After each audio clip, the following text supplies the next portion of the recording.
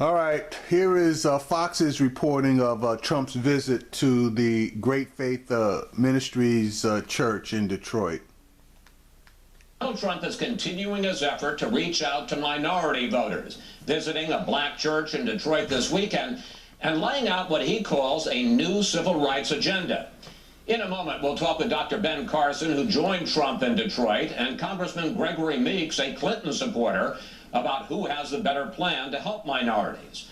But first, Fox News correspondent Peter Ducey on Trump's stop in Detroit. Peter.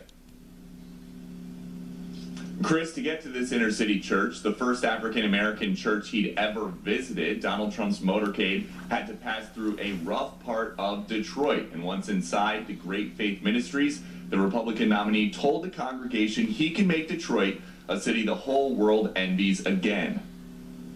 We need a civil rights agenda for our time. The right to live in safety and in peace and to have a really, really great job, a good paying job, and one that you love to go to every morning. And that can happen. Trump's speech that he said was handwritten was very well received by the several hundred people who heard it, and wasn't just optimistic and forward-thinking, it was reflective. For centuries, the African American church has been the conscience of our country. So true.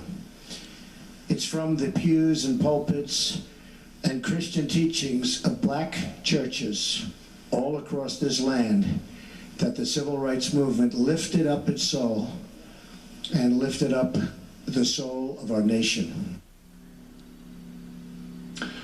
Detroit native Dr. Ben Carson took Trump on a tour of his old neighborhood not far from the church. Before the nominee left town, they met with residents, including the woman who now lives in Carson's old house, and the informal visit fit with the pledge Trump made yesterday to listen and to learn to the people he met here. Chris? Peter Ducey reporting from Detroit. Peter, thanks for that.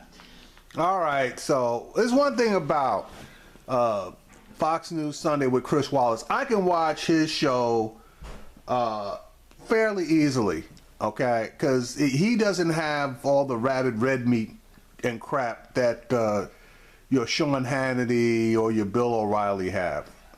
So just for the sake of being even-handed on the reporting of Trump going into that Detroit church.